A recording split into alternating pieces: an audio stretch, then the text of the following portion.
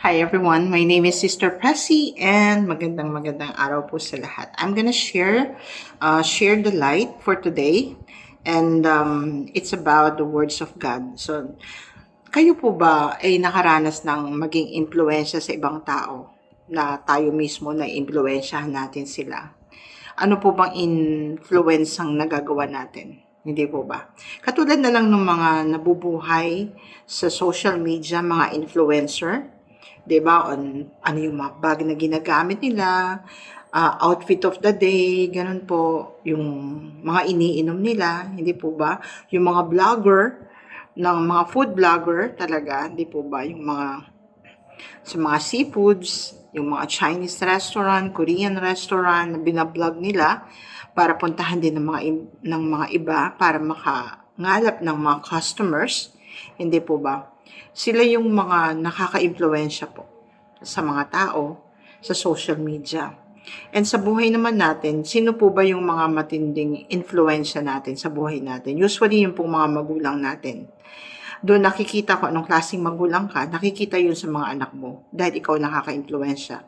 But sometimes, kapag lumabas na ng bahay ang ating mga anak, iba na yung mga influence na nakukuha nila. Nakaka-impluensya yung mga klase nila, teachers, mga kaibigan, di ba? Kung sino yung mga nakapaligid sa kanila.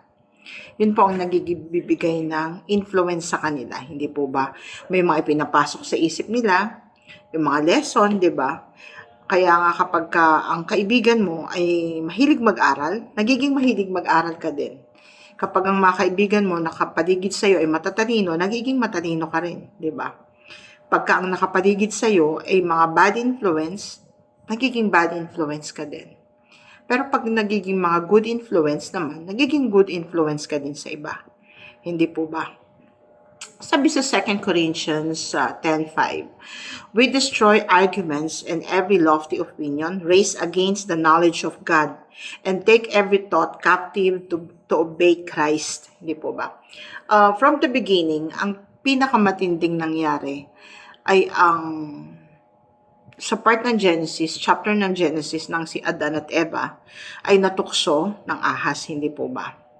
So, marami kasing binibigay sa atin ng si Satan eh. He's one of the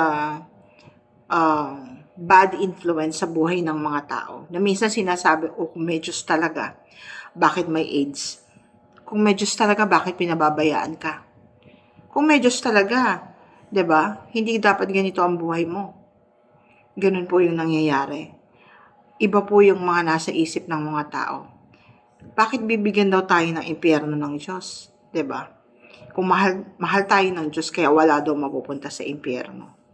Kung iisipin mo yung mga ganong katuruan, yung mga ganong perception, taliwas po yun sa knowledge of God. Hindi po ba? Kung papaano ka hinuhubog ng Diyos, naiintindahan na natin yun. At yun ang maglalayo sa atin, yung pagiging alam natin ang salita ng Diyos. Hindi po ba? Yun ang maglalayo sa atin sa mga pinapasok ng mga nakasamaan sa ating pag-iisip ni Satan. Hindi po ba? Minsan tayo din naman ang nagiging nagiging dahilan kung bakit nagkakaroon ng mga ganong kaisipan. Hindi po ba? So kung sa buhay natin, ang pinakamahalaga po, sabi nga dito, yung we should casting down the imagination. We should not accept the devil's thought, the suggestions and visions na binibigay niya sa atin, because that's all ay lie, kasinungalingan po. All of that are lies na kailangan nating iwasan. Di po ba? Kung ano yung katotohanan. Di ba? Ang spiritual weapon natin, we must use to be victorious over the enemy. And we must live, actively fight to maintain the God's visions for you. Kailangan nating i-rebuke ang ginagawa ng mga demons sa atin, yung mga sabi nga yung warfare na nangyayari sa atin. Dapat mapaglabanan natin po lahat ng yan sa pamamagitan ng mga salita ng Diyos, sa mga promises niya sa buhay natin. Hindi po ba? Kaya ano man yung mga sinasaksak sa puso natin o sa isipan natin na walang Diyos kasi ganyan ang buhay mo. Maaring Ganyan ang buhay mo just because hindi mo pa nakikilala yung Diyos. Pero pag nakilala mo na yung Diyos, mababago na lahat sa buhay mo. Sino ba namang Diyos ang gugustuhin na mapunta ka sa impyerno? Kaya walang impyerno, hindi totoo yun kasi mabuti ang Diyos. Kaya nga po may impyerno kasi mabuti ang Diyos. At ano pa, makatarungan ng Diyos. Hindi po ba? Isipin mo, kapag ka merong isang tao na pumatay, di ba dito sa lupa, anong ginagawa nun? Di ba nililitis hanggang sa makulong? Yung iba, ang nangyayari, nagkakaroon ng kukulong sila habang buhay na. O, papaano pa kaya yun, Diyos? Kung hindi ka tatanggap sa Kanya, kung puro kasamaan yung gagawin mo, hindi ba? Makatarungan ng Diyos, at siya ang Diyos ng kaayusan. Kaya lahat inaayos niya. Kaya meron tayong will para mamili. Hindi po ba? Pipiliin mo, ano ba yung gusto mo? Manatili ka sa Diyos o manatili ka sa kasamaan? Ano ba yun?